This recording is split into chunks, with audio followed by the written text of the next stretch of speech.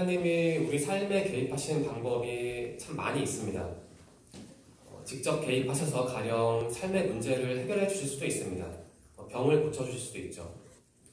그런데 많은 경우에 하나님은 다른 사람을 통해서 다른 사람들의 삶에 개입하십니다. 하나님의 개입을 성령의 역사라고도 표현할 수 있습니다. 오늘 설교의 성경 말씀은 성령의 인도와 간섭, 역사하심을 기록한 한 사건을 우리에게 보여주고 있습니다. 오늘 우리에게 주시는 하나님의 말씀은 사도행전 8장 26절에서 40절까지인데요. 26절에서 34절 말씀까지만 교독하겠습니다. 제가 먼저 26절을 읽겠습니다.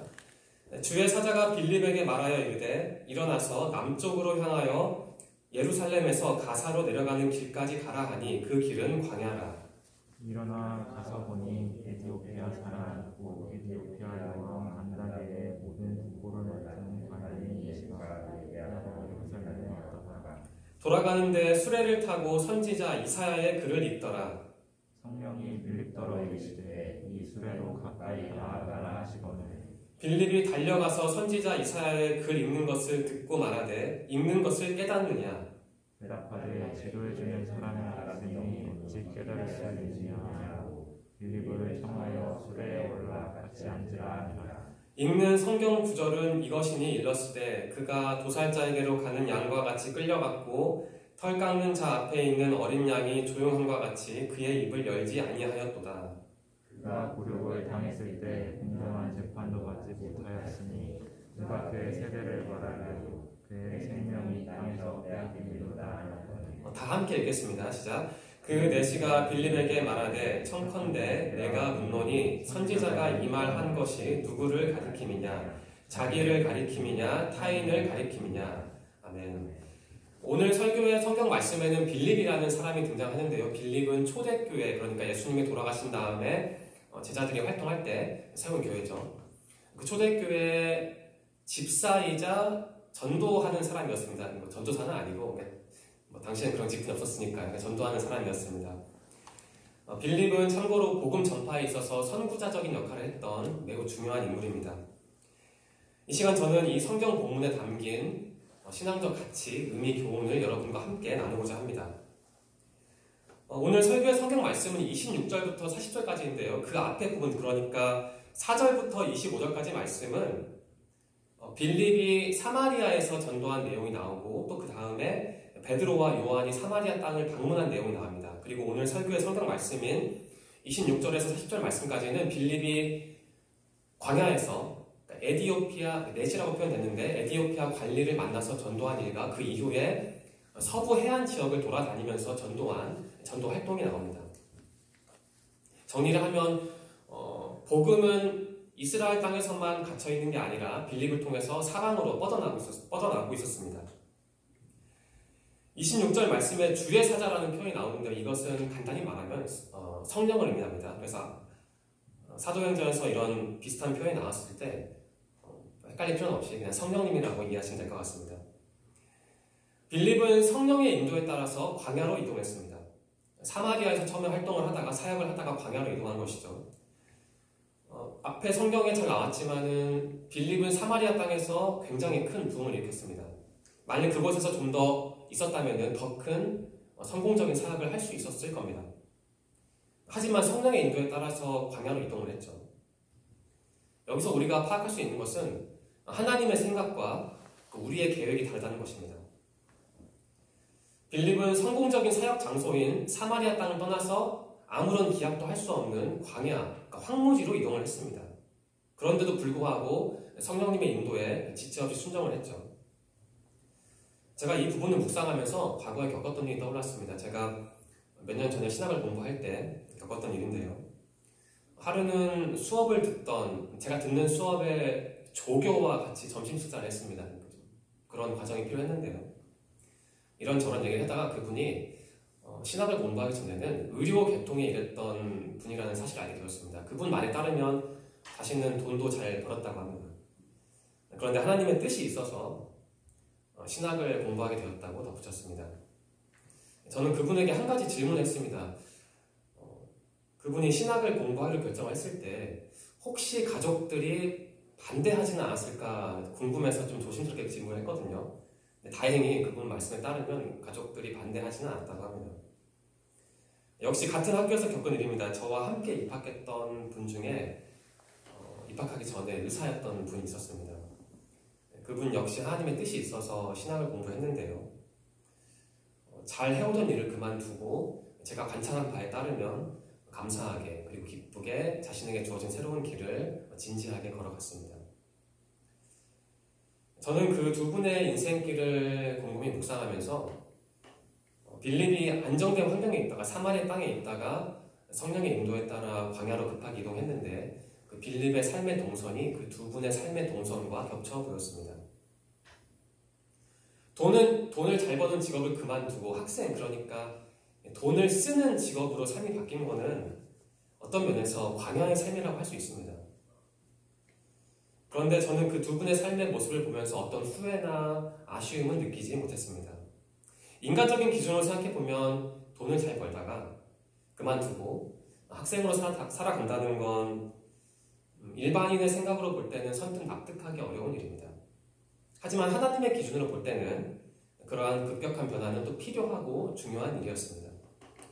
제가 그 두 분과 지금 연락을 하는 것은 아니지만 아마 제 생각에 그분들은 훌륭한 신학자나 아니면 좋은 목회자로 하나님의 뜻을 전하면서 살고 있을 거라는 생각이 듭니다. 하나님이 그 두 분의 삶의 환경을 급격하게 바꾸신 이유는 그들이 누군가에게 하나님의 뜻을 전달해야 했기 때문입니다. 마치 빌립이 성령의 인도를 따라서 사마리아 땅에 있다가 광야로 이동한 것처럼요. 27절 말씀의 장소는 가사입니다. 이 가사라는 지역은 사마리아에서 서남쪽으로 약 70km 정도 떨어져 있던 곳이었습니다. 당시에는 별다른 이동 수단이 없었으니까 70km 그리고 광야길은 굉장히 험하고 위험한 길이었습니다. 그럼에도 불구하고 빌립은 지체 없이 성령님의 인도에 순종을 했습니다. 그곳에서 빌립은 어떤 에디오피아 내시를 만났습니다. 이 성경에는 내시라고 나와 있는데요. 그 헬라어 원어를 보면 유느코스입니다. 그런데 이 유느코스는 원어 의미는 동양 군주들의 궁정에서 일을 하는 여자들이 있을 텐데 그 여인들을 관리하는 관리직이었습니다. 그러니까 이 유느코스는 남자였고 일반적인 남자가 아니라 거세한 남자여야했습니다. 왜냐하면 그 여인들의 그 동선을 관리하기 때문에요. 그런데 오늘 성경 말씀 27절에 등장하는 이 내시를 꼭 그러한 사람으로 보기는 어렵습니다.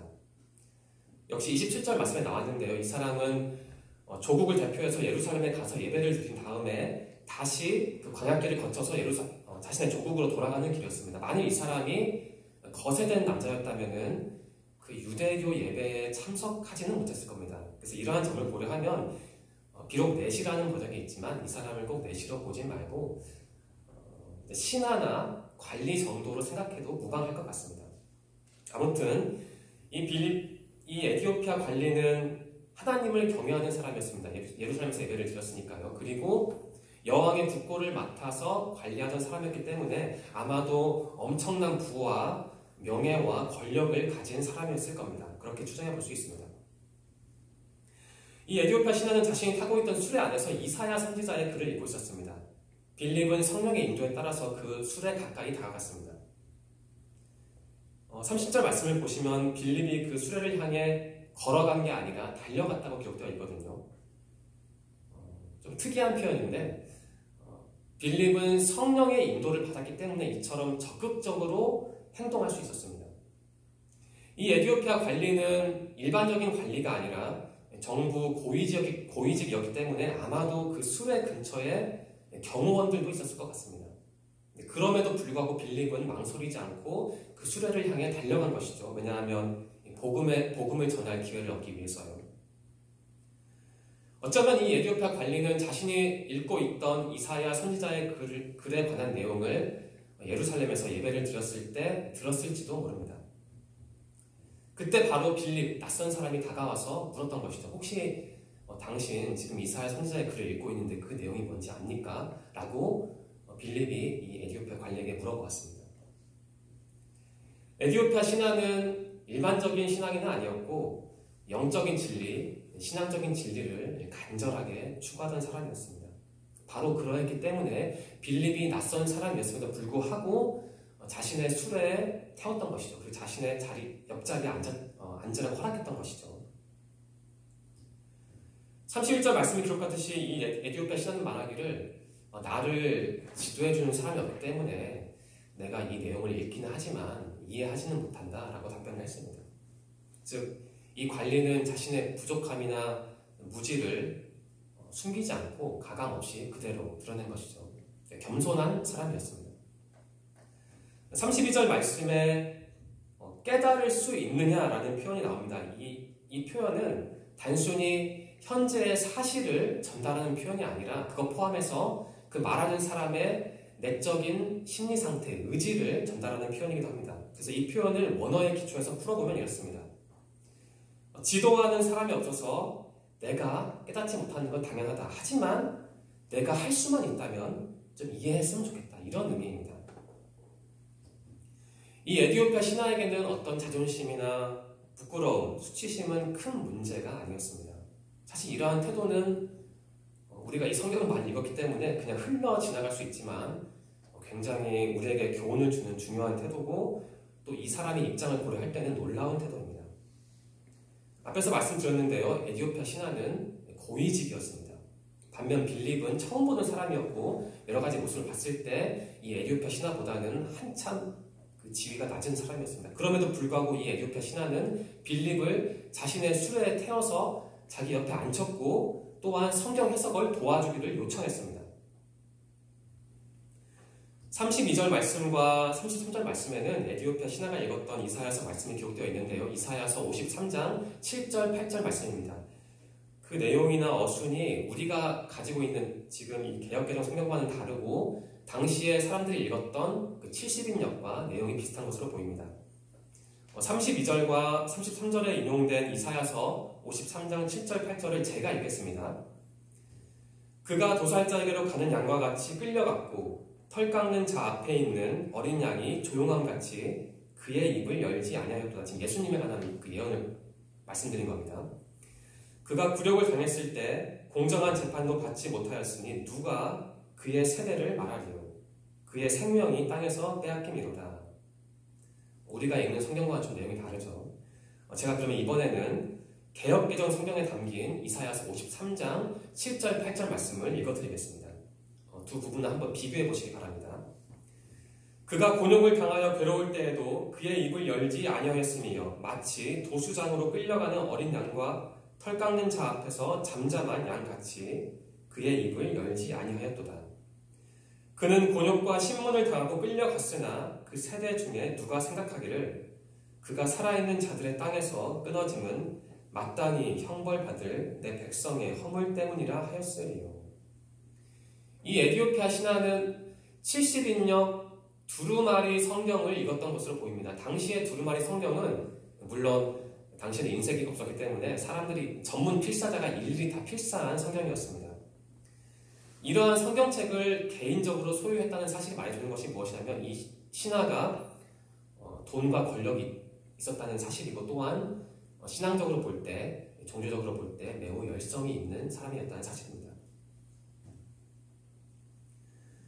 에디오피아 신하가 읽었던 이사야서 53장 7절과 8절 말씀은 구약의 대표적인 메시아 예언입니다. 그러니까 예수님의 오심을 정확히 반영하는 예언입니다.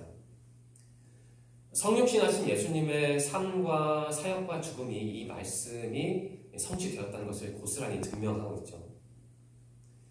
하지만 우리는 이 내용을 알고 있지만 당시 이 에디오피아 신하하고 그리고 율법주의에 물들어 있던 유대인들은 이 이사야서의 내용을 전혀 이해하지 못했습니다. 이해할 수가 없었습니다.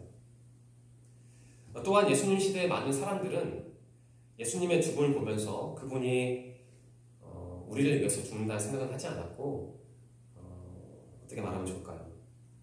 억울하게 삶을 마친다는 생각은 전혀 하지 못했다고 합니다. 우리와는 좀 많이 상황이 다르죠. 예수님은 모욕과 수치의 재판을 받았습니다. 예수님은 그러한 재판을 받을 때 정당한 변론도 받지 못했습니다. 그럼에도 불구하고 당시의 사람들, 대다수 사람들은 예수님이 공정한 재판을 받았다고 보았고 예수님이 죽은 것은 자신의 죄 때문이라고 생각을 했습니다. 착각을 했던 것이죠.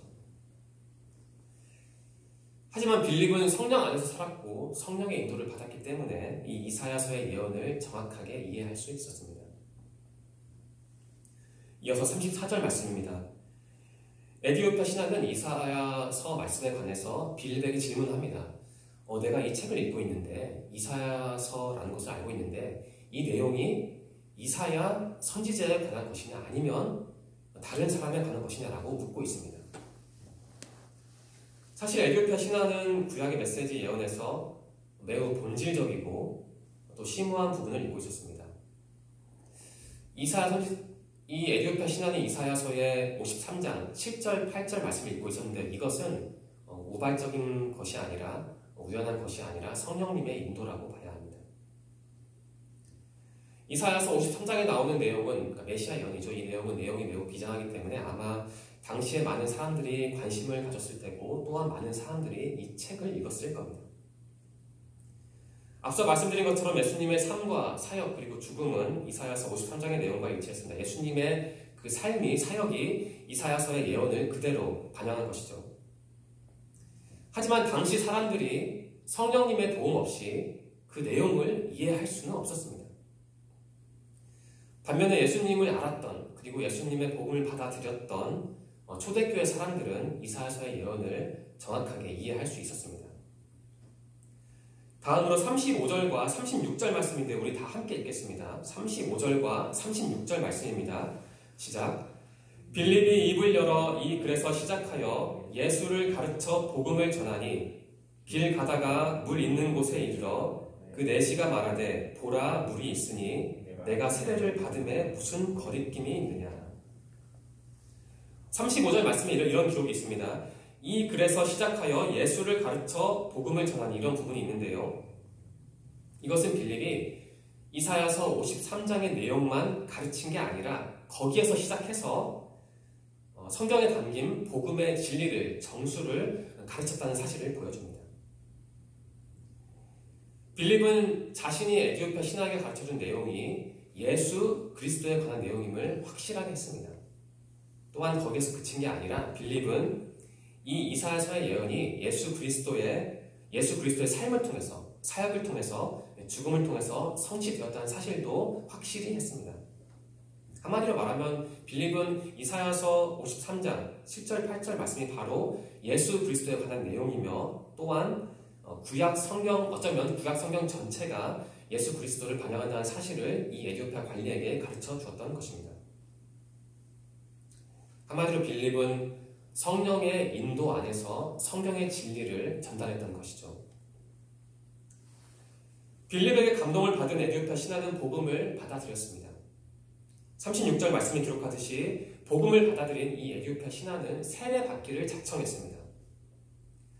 이 신하가 말한 내용 중에 보라라는 표현이 있는데요. 제가 이 표현이 조금 특이해서 좀 마음에 다가오더라고요. 그래서 책을 읽어봤는데요. 이런 표현이라고 합니다. 그 원어를 고려해서 보라라는 표현을 해석하면 이렇습니다. 이것은 대화를 생동감 있게 하거나 아니면 주의를 환기시켜서 어떤 새로운 대상을 소개할 때 사용되는 표현이라고 합니다. 즉 에디오피아 신하가 보라라는 말을 했을 때는 단순히 사실 이쪽을 보라 이렇게 말을 한 게 아니라 굉장히 놀랍고 기쁘고 반가운 마음으로 보라라고 말했던 것입니다. 그런데 당시 이 에디오피아 신하와 빌립이 있었던 곳은 사막, 광야였습니다. 따라서 이 에디오피아 신하가 보라 여기 물이 있다라고 했을 때 그 물이 강이나 하천을 이루는 만무했고 아마 자세히 봐야 발견할 수 있는 조그만 해천 아마 그런 조그만 물이었을 것 같습니다. 그런데도 놀라운 것은 이 에디오피아 신하가 기뻐하고 반가워했다는 사실입니다.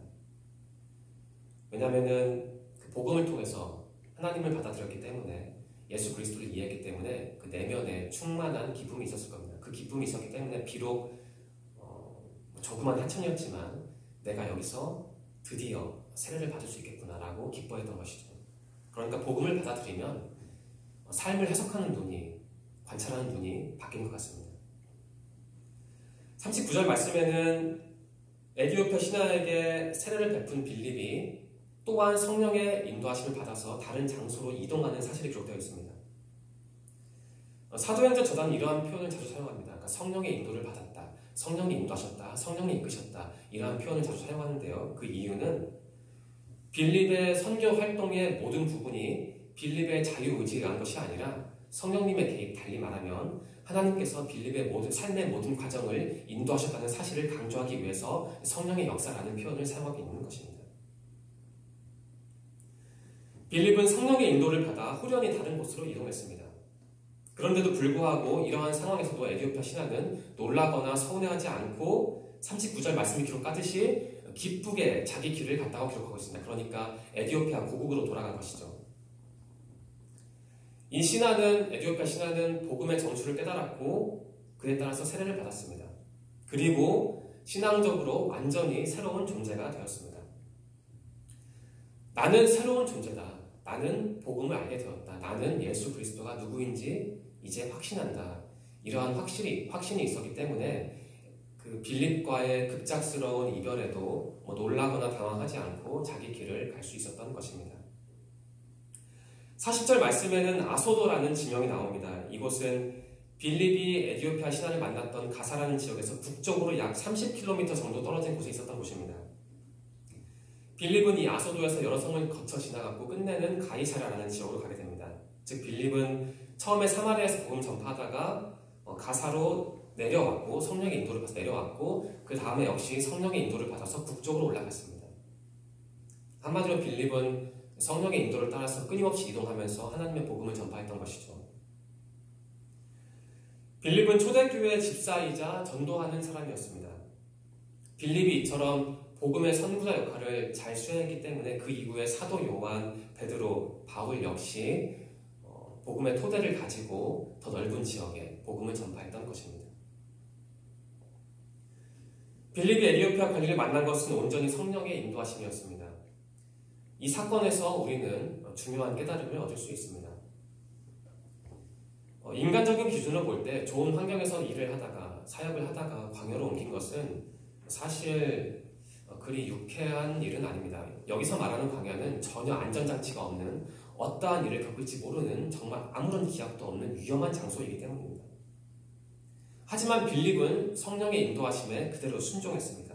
그 결과 한 국가에서 큰 영향력을 발휘할 수 있는 관리를 만났고 그 사람에게 복음을 전파하는 축복을 누렸습니다. 빌립과 에디오피아 관리의 만남은 우발적인 만남이 아니라 성령님에 의한 만남이었습니다. 우리 삶에도 이러한 사건이 있었고 지금도 있으며 앞으로도 있을 것입니다. 왜냐하면 빌립과 에디오피아 관리에게 새로운 삶의 지평, 신앙의 지평을 허락한 성령이 우리와 함께 하시고 우리의 삶을 매일매일 인도하시기 때문입니다. 저는 우리 청년들이 성령의 인도를 가장 깊이 체험할 수 있는 시기를 통과하고 있다고 생각합니다. 청년 시절은 어느 때보다도 삶의 동선이 유동적인 시기인데요. 바로 이때 하나님의 적극적인 인도하심, 성령의 도우심, 그 역사를 체험할 수 있습니다. 빌립처럼요. 비록 오늘 성경에는 기록되어 있지 않지만 아마 빌립은 늘 기도하면서 그리고 말씀을 묵상하면서 하나님의 음성을 갈구하는 삶을 살았을 겁니다. 즉 빌립은 신앙적으로 볼 때 순수하고 하나님께 매우 민감한 사람이었습니다. 빌립이 그처럼 순수했고 민감했기 때문에 26절, 27절 말씀이 보여주듯이 성령님의 인도하심을 파악을 했고 그래서 그 인도하심에 순종할 수 있었습니다. 누구나, 특히 청년들은 누구나 행복을 추구하고 좀 더 나은 환경에서 살기 위해서 노력합니다. 즉 참된 행복과 좋은 환경을 추구하죠. 저도 마찬가지입니다. 그런데 그러한 추구를 하기 전에 자신이 추구하는 행복과 좋은 환경을 정의하기 전에 기억해야 할 게 있습니다. 그것이 뭐냐면 우리가 어떤 사람인가에 관한 것입니다. 즉 우리의 정체성은 무엇인가에 관한 것입니다.